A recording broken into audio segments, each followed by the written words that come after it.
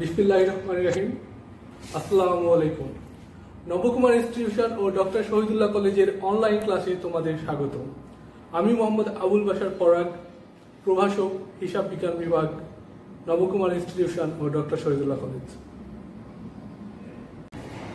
আজকে আমি তোমাদের পড়াবো হিসাব বিজ্ঞান দ্বিতীয় পত্রের চতুর্থ অধ্যায় শেয়ার ইস্যু। আজকের টপিক হচ্ছে শেয়ার ইস্যু। শেয়ার ইস্যু সম্পর্কে আমাদের অনেকের ধারণা আছে, বাট আমরা আজকে নতুন করে পড়বো। শেয়ার ইস্যুর প্রথম শব্দটা কি? শেয়ার ইস্যুর প্রথম শব্দটা হচ্ছে শেয়ার। শেয়ার বলতে আমরা কি বুঝি? সাধারণত আমরা শেয়ার বলতে বুঝি মূলধনের ক্ষুদ্র ক্ষুদ্র অংশকে শেয়ার করে। শেয়ার কি? শেয়ার হচ্ছে মূলধনের ক্ষুদ্র ক্ষুদ্র অংশ। মূলধনের ক্ষুদ্র ক্ষুদ্র অংশকে শেয়ার করে। শুধু মূলধনের ক্ষুদ্র ক্ষুদ্র অংশ বলেই শেয়ার হবে না, তার সাথে কিছু শর্ত লাগে। সেটা স্টক এক্সচেঞ্জ কর্তৃক অ্যাপ্রুভ হওয়া লাগে। আমাদের দেশে দুইটা স্টক এক্সচেঞ্জ আছে, একটা হচ্ছে ঢাকা স্টক এক্সচেঞ্জ আর একটা হচ্ছে চট্টগ্রাম স্টক এক্সচেঞ্জ। এই দুটো স্টক এক্সচেঞ্জ কর্তৃক অনুমোদিত মূলধনের ক্ষুদ্র ক্ষুদ্র শেয়ারকে, ক্ষুদ্র ক্ষুদ্র অংশকে বলা হয় শেয়ার। এই দুটো স্টক এক্সচেঞ্জ কর্তৃক অনুমোদিত মূলধনের ক্ষুদ্র ক্ষুদ্র অংশকে বলা হয় শেয়ার। আজকে আমরা শেয়ার ইস্যুর পূর্ণ ধাপগুলো দেখব। কিভাবে একটা কোম্পানি শেয়ার ইস্যু করে, কিভাবে তার হিসাব রক্ষণ করে, শেয়ার ইস্যুর অঙ্ক করতে গেলে পরীক্ষায় আমাদের কি কি করতে হবে, আমাদের পরীক্ষায় কি কি চাই শেয়ার ইস্যু অঙ্ক থেকে। শেয়ার ইস্যু এই চ্যাপ্টারে আমাদের পরীক্ষায় তিনটা জিনিস চাই। এক নম্বর হচ্ছে জাবেদা, দুই ব্যাংক হিসাব, তিন আর্থিক অবস্থার বিবরণী। তাহলে আমাদের কয়টা জিনিস চাই? তিনটা জিনিস, জাবেদা, ব্যাংক হিসাব, আর্থিক অবস্থার বিবরণী। আমরা সবাই জাবেদার সাথে খুব বেশি পরিচিত, আমরা সব ধরনের জাবেদাগুলো করে অভ্যস্ত, জাবেদাগুলো পারব। কিন্তু এই অধ্যায়ের ক্ষেত্রে কিছু আলাদা জাবেদা আছে, সেই জাবেদাগুলো আমরা দেখব। তাহলে প্রথম এক নম্বর হচ্ছে জাবেদা, তারপরে হচ্ছে ব্যাংক হিসাব। ব্যাংক হিসাব যখন কোনো কিছুর পাশে হিসাব লেখা থাকে তখন সেটা হচ্ছে খতিয়ান। এই খতিয়ান করার আমরা দুইটা ছক জানি, একটা হচ্ছে টি ছক, একটা হচ্ছে থ্রি কলাম ছক। আমরা যে কোনো একটা ছকে আমরা এটা করব। আমি তোমাদের থ্রি কলাম ছকে করাবো, তোমরা টি ছকেও করতে পারো, যে যেটাতে ইউজ টু সে সেটা করবে। তারপর তৃতীয় ধাপ হচ্ছে আমাদের আর্থিক অবস্থার বিবরণী। আর্থিক অবস্থার বিবরণীর নাম শুনলেই অনেকের ভয় লেগে যায়, বাট আমাদের এই চ্যাপ্টারের ক্ষেত্রে আর্থিক অবস্থার বিবরণীটা অনেক ছোট। এইখানে আর্থিক অবস্থার বিবরণীতে খুব বেশি আইটেম আসে না, নির্দিষ্ট কিছু আইটেম আছে যেগুলো একবার করে রিভিউ করলে তোমাদের হয়ে যাবে। কারণ আর্থিক অবস্থার বিবরণী বেসিক কনসেপ্টটা তোমাদের আছে, তোমরা এর আগেও পড়েছো। সো আর্থিক অবস্থার বিবরণী খুব বেশি কিছু বলা লাগবে না আমার শুধু দেখানো লাগবে জাবেদা নিয়ে। এখন আমি তোমাদের এই অধ্যায়ের কিছু স্পেশাল জাবেদা আছে, কিছু সাধারণ জাবেদা আছে, কিছু সমন্বয় আছে, এই ধরনের জাবেদাগুলো দেখাবো। শেয়ার ইস্যুর জাবেদা মূলত দুইটা। শেয়ার ইস্যুর জাবেদা মূলত দুইটা। তার আগে আমি বলে নিই আসলে শেয়ার ইস্যুর প্রক্রিয়াটা কি। শেয়ার ইস্যুর প্রক্রিয়াটা হচ্ছে আমি আমার কোম্পানি শেয়ার ছাড়তে চাই, আমি আমার কোম্পানির শেয়ার ছাড়তে চাই বাজারে। এজন্য আমাকে প্রথমে, যেহেতু আমি ঢাকায় থাকি, ঢাকা স্টক এক্সচেঞ্জে নিবন্ধন নিতে হবে বা অনুমোদন নিতে হবে। এজন্য ঢাকা স্টক এক্সচেঞ্জে অ্যাপ্লিকেশন করতে হবে। ওরা যদি আমাকে আমার অ্যাপ্লিকেশনটা গ্র্যান্টেড করে তাহলে আমি বাজারে শেয়ার ছাড়তে পারবো। ওরা আমাকে বলে দিবে যে আমি 20 লক্ষ শেয়ারের আবেদন করলাম, ওরা 15 লক্ষ দিবে অথবা 10 লক্ষ গ্র্যান্ট করবে অথবা 20 লক্ষই আমাকে গ্র্যান্ট করতে পারে। ওরা আমাকে বলে দিবে আপনি 20 লক্ষ শেয়ার 10 টাকা মূল্যের শেয়ার বাজারে ছাড়তে পারেন। তখন আমি আমার কোম্পানি পরিচালনা পরিষদের সিদ্ধান্ত অনুযায়ী কত শেয়ার মার্কেটে ছাড়বো এটা ঠিক করবো। এখন ভাবলাম যে 10,000 বা 20,000 বা 1 লাখ, যে কোনো যে আমি চাচ্ছি যে এখন 1 লাখ শেয়ার বাজারে ছাড়তে, 1 লাখ শেয়ারের মূলধনটা কালেক্ট করতে। এই জন্য আমি একটা বিজ্ঞপ্তি দিব যে 10 টাকা মূল্যে শেয়ার 1 লক্ষ শেয়ার বিক্রি করতে চাই, এই বিজ্ঞপ্তিটা প্রচার করব। এই বিজ্ঞপ্তি প্রচারের পর যারা শেয়ার কিনতে আগ্রহী তারা শেয়ারের জন্য আবেদন করবে। এখন শেয়ার আবেদন করবে, তার মানে 1 লক্ষ শেয়ার বিক্রি করতে যাচ্ছি, তার মধ্যে 1 লক্ষ লোকই আবেদন করবে না, হয় বেশি করবে অথবা কম করবে। যদি বেশি করে তাহলে যদি আমরা 1 লক্ষ শেয়ার বিক্রয় করতে চাই তাহলে অতিরিক্ত আবেদনের টাকাটা ফেরত দিয়ে দিতে হবে, যদি কম করে তাহলে সবাই পেয়ে যাবে। এখন আবেদনের সময় তারা টাকা দিবে, ওই টাকাটা আমরা যদি অতিরিক্ত হয়ে যায় ফেরত দিব, আর অতিরিক্ত না হবে কম হয়ে গেলে তো ফেরত দিবই না, কারণ সবগুলো আমরা বিক্রি করে দেবো। 80,000 আবেদন করলে 80,000ই বিক্রি করে দেব। এইভাবে একটা কোম্পানির শেয়ার বিক্রয় করা হয় বা ইস্যু করা হয়। তাহলে এখন আমরা জাবেদা নিয়ে কথা বলছিলাম। জাবেদা নিয়ে কথা বলতে গেলে প্রথম জাবেদাটা আসে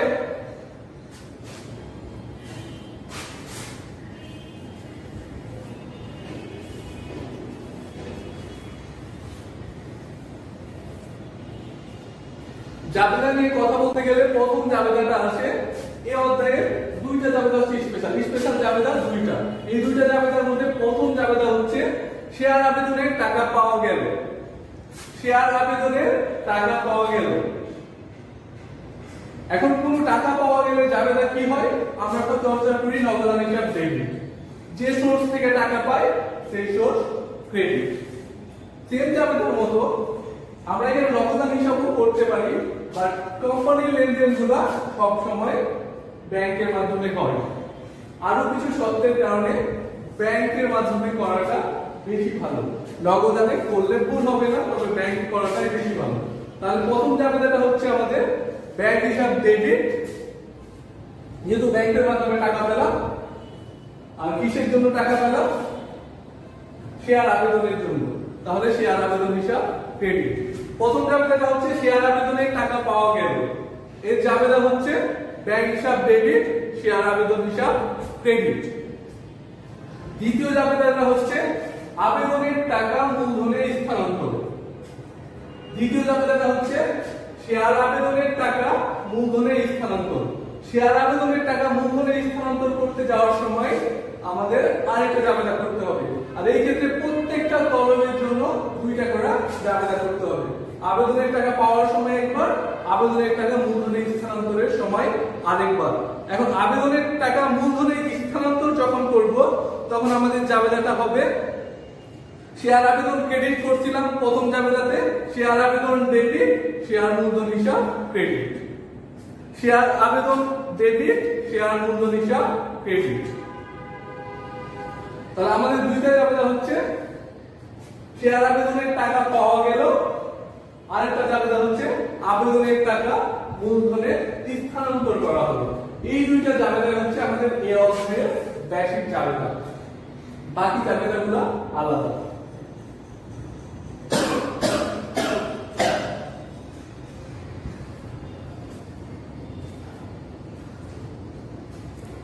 একটা জিনিস মনে রাখতে হবে, এখানে আমাদের এই অধ্যায়ের জাবেদার কিছু সমন্বয় আছে এবং সমন্বয়ের জন্য সব সমন্বয়গুলা 2 নম্বর জাবেদার সাথে করতে হবে। 2 নম্বর জাবেদাটা কি? আবেদনের টাকা মূলধনে স্থানান্তর, শেয়ার আবেদন হিসাব ডেবিট, শেয়ার মূলধন হিসাব ক্রেডিট।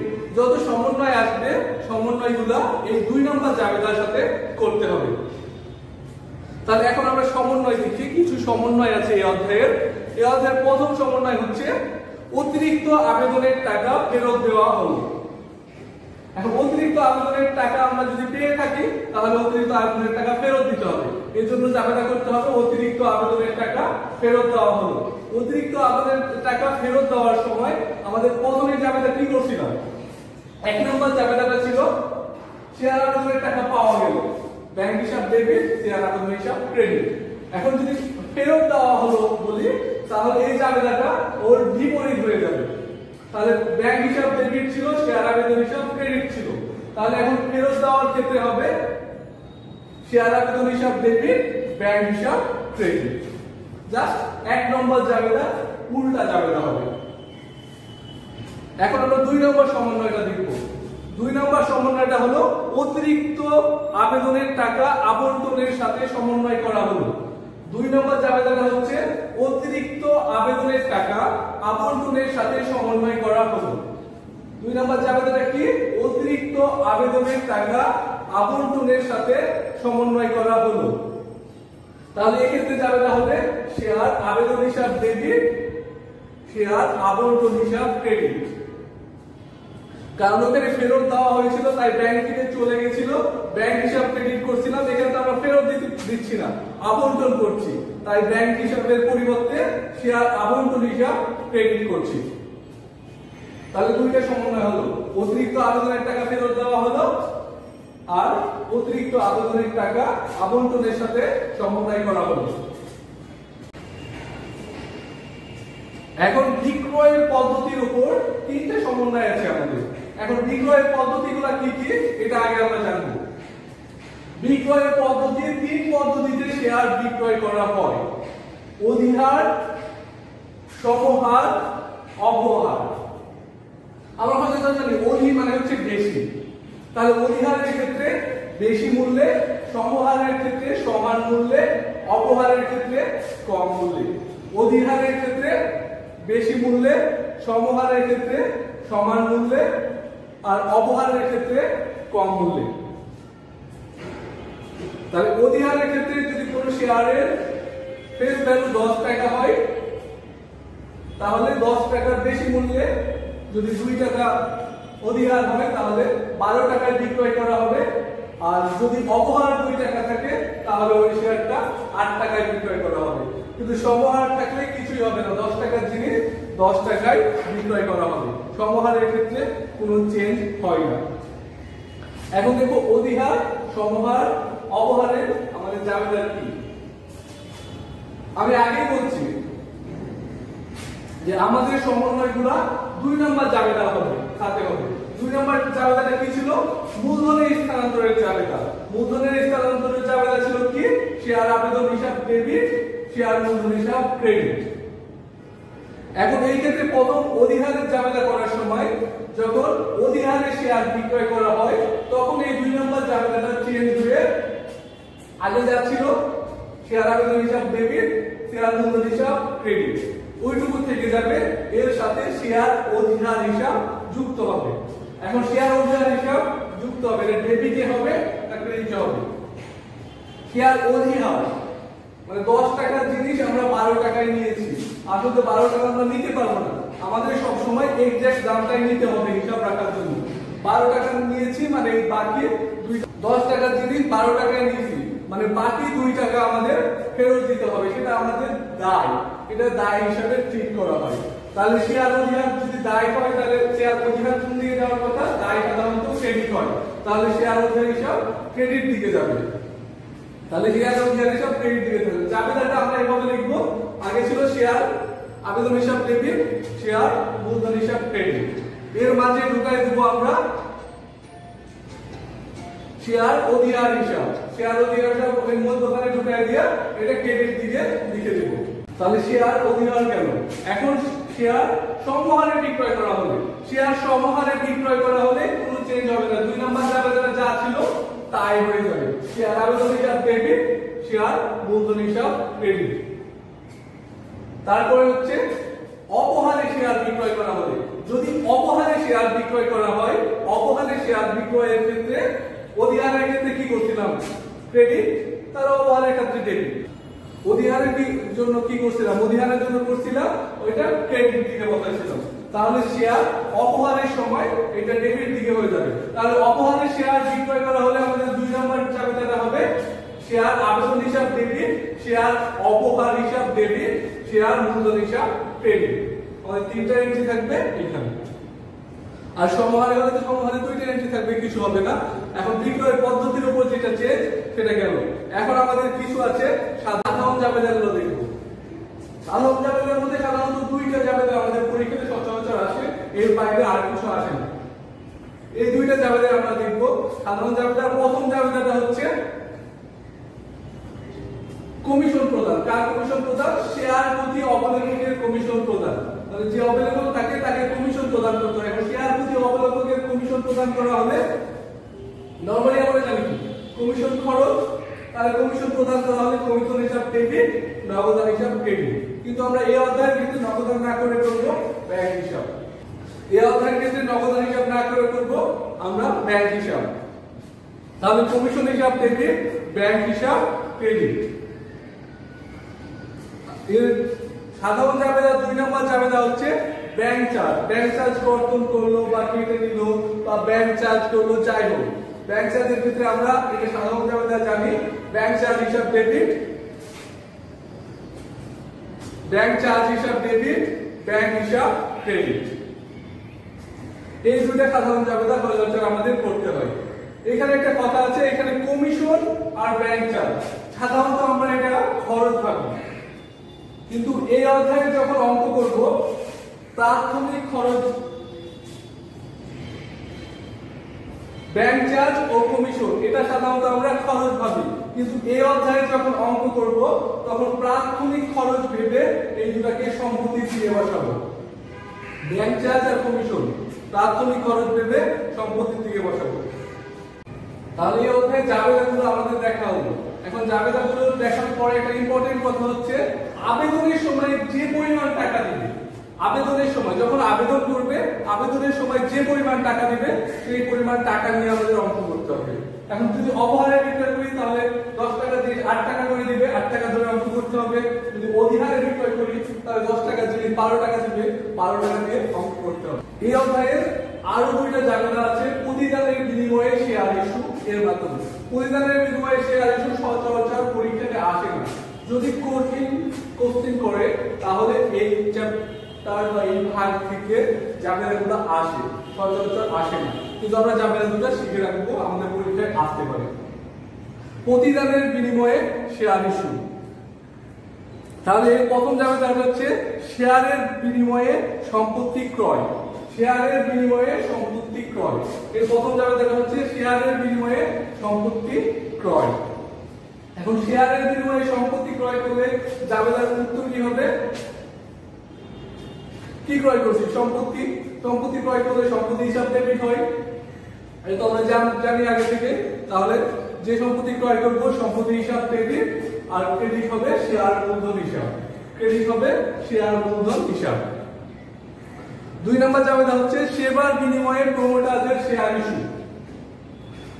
2 নম্বর জাবেদা হচ্ছে সেবার বিনিময়ে প্রমোটারদের শেয়ার ইস্যু। 2 নম্বর জাবেদা কি? 2 নম্বর জাবেদা হচ্ছে সেবার বিনিময়ে প্রমোটারদের শেয়ার ইস্যু। আর প্রমোটারদের শেয়ার ইস্যু করব সেবার বিনিময়ে। আর প্রমোটার কারা এটা আমাদের একটু জানা দরকার, তাহলে ক্লিয়ার হবে এই অ্যানসারটা, না হলে অ্যানসারটা ক্লিয়ার হবে না। আমরা যখন রাস্তাঘাটে ঘুরি তখন দেখি বিভিন্ন কোম্পানি এজেন্ট হয়ে অনেকে অনেক কিছু বিক্রি করে। রাস্তাঘাটে এখন সচরাচর বেশি দেখা যায় কিছুদিন আগে বিভিন্ন প্রকার স্লিমিং বেল্ট নিয়ে বসে আছে মোড়ে মোড়ে বিক্রি করছে। এরা আসলে কোম্পানি চাকরি করে না, এদের নির্দিষ্ট একটা চুক্তির বিনিময়ে কোম্পানির হিসাবে কাজ করে, এরা শুধু মার্কেট প্রমোটিং এর কাজ করে। অথবা আদারওয়াইজ আমরা বলতে পারি যে অ্যাড কোম্পানিগুলো আছে, অ্যাড ফার্মগুলো আছে, সেগুলো অন কাইন্ড অফ প্রমোটার। যখন প্রমোটাররা যখন কোনো কাজ করে তখন কি কোম্পানির সুনাম বৃদ্ধি করে, কোম্পানির সুনাম অর্জনের জন্য প্রমোটারদের দিয়ে কাজ করা হয়। এই জন্য এই ক্ষেত্রে এই জাবেদার উত্তরটা হবে সুনাম হিসাব ডেবিট, শেয়ার মূলধন হিসাব ক্রেডিট। এই জন্য এই জাবেদার উত্তরটা হবে সুনাম হিসাব ডেবিট, শেয়ার মূলধন হিসাব ক্রেডিট।